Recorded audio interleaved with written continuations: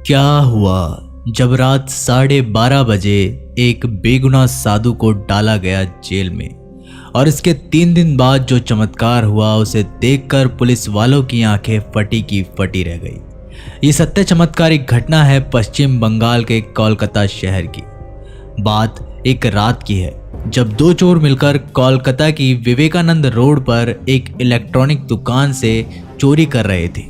उस समय जैसे ही पुलिस की टीम वहां पर पहुंची, दोनों चोर बहुत ज्यादा बौखला गए और चोरी का सामान वहीं पर छोड़कर भाग गए।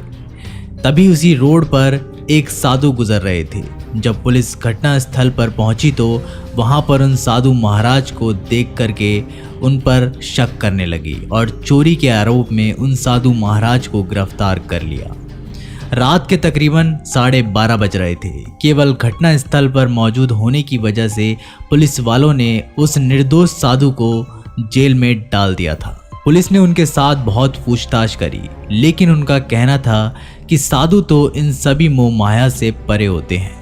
मेरा नाम अद्भुतानंद जी महाराज है और मैंने 17 वर्ष की उम्र में ही दीक्षा धारण कर ली थी।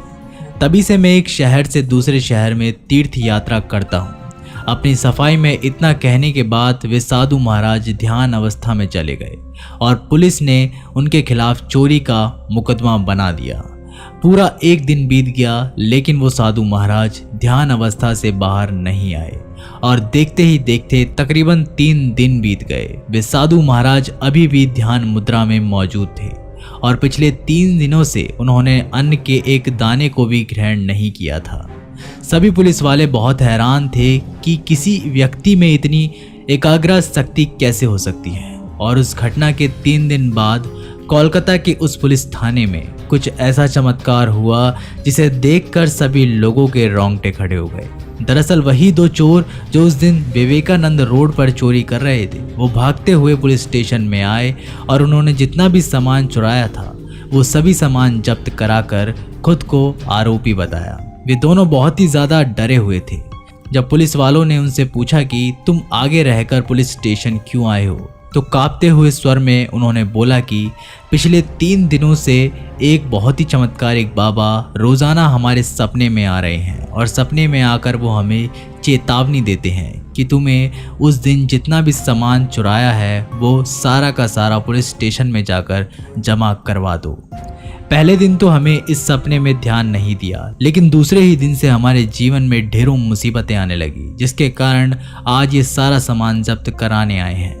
पुलिस ने उन दोनों को रिमांड पर लिया और कहा कि तुम्हारी गलती की सज़ा पिछले 3 दिनों से एक निर्दोष साधु बाबा भुगत रहे हैं। जब उन दोनों चोरों ने लॉकअप में उन बाबा को देखा तो उनके पसीने पसीने छूट गए, क्योंकि वे वही चमत्कारिक बाबा थे जो पिछले 3 दिनों से उनके सपने में आ रहे थे। पुलिस वाले भी ये बात जानकर बहुत ज़्यादा ताज्जुब में पड़ गए। वे समझ चुके थे कि ये कोई सामान्य बाबा नहीं है। उन्होंने किसी तरह से ध्यान मुद्रा से निकालकर उन्हें तत्काल उस जेल से बाहर निकाला गया। सभी पुलिस वालों ने मिलकर उन साधु महाराज से माफ़ी मांगी, जिसके बाद साधु महाराज ने दया दिखाकर उन सभी पुलिस वालों को माफ़ कर दिया। इस घटना को लेकर दोस्तों आपके क्या विचार हैं, हमें कमेंट बॉक्स के माध्यम से ज़रूर बताइएगा। अगर ये वीडियो पसंद आए तो लाइक, शेयर और चैनल को सब्सक्राइब करके बेल आइकन को प्रेस करना मत भूलिएगा। मैं जल्दी मिलता हूँ एक नई वीडियो के साथ, तब तक के लिए नमस्कार, टेक केयर।